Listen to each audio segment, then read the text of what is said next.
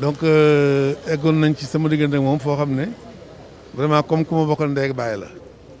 mu mag ma fuuf nag waaye joxoon ma cër boo xam ne eggoon na ci benn bis réunion mu ni Mamar maay kilifaam maay magam waaye moom laa def muy sama kilifa xam nga loolu nag sas la mbéy gi ni ku baax la woon ñi ko xamoon ci bëre jukko ju amoon ci làmb ji jom ngor fit boobu mu amoon moom la dundee ba ni mu fi jógee muy koo xam ne vraiment jeunesse bi amel nañ ko njukkal mu bëree bëri écurie Fass amel nañ ko njukkal bu bëree bëri teg na fi nag loo xamante ni wax dëgg yàlla ku nekk ci ñun wala ci ñi ko succédé ci làmb ji am nga loo mën jàpp parce que mbéy wan na leen bépp jukko bu baax bépp jukko bu rafet ñaan yàlla nag yàlla na ko yàlla yóbbu aljana yàlla na fi daw si di këram am nañ ci yaakaar ndax ku baax la woon ñu ngi ko yóbbu Touba yàlla na suufu Touba sedd ci moom Tiwaawan nga ma dëkk daan ñëw chaque gàmmu def fa ñaari fan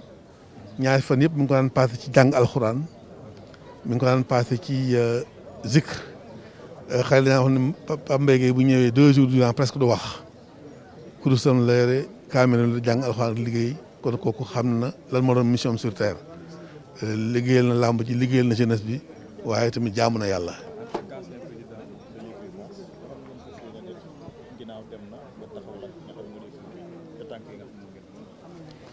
waaw xam nga bon man maay ancien président waaye surtout maay président d'honneur xam nga loolu dafa xaw a nekk aw sas bu mag ci man mooy rek ñu taxaw gën a taxawaat gën a jàppale xale yi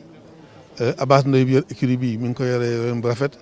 waaye dafa manque jàppale il faut ñu jàppale ko bu baax parce que écurie du lu ñaari nit ak ñett nit di yore man mii bi nga xamante ne maa ngi ko yore di ci am ay succès dama amoon encadrement bu mag ay mbooloo moo xamante ni lu mat fukki nit ak juróom yoo xam ku ne mën nga nekk président ñoo taxawoon sama gannaaw loolu nag il faut ñu utal ko Abass jàppale ko tàmbali na nag parce que bi nga xamante ni am nañ tey ku mel ni Amadou Kati Diop mu ñëw ci encadrement technique bi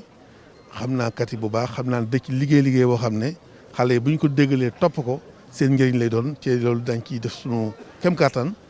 gën a taxaw gën a jàppale Abass Mbaye Guèye base yëpp defaroon na ko ba pare bàyyi woon na fi lépp loo xamante ni mën nañ ci sukkandiku pour liggéey bi mu fi liggéey bañ a yàqu bàyyi na ko fi kon dañ ci sukkandiku incha allah.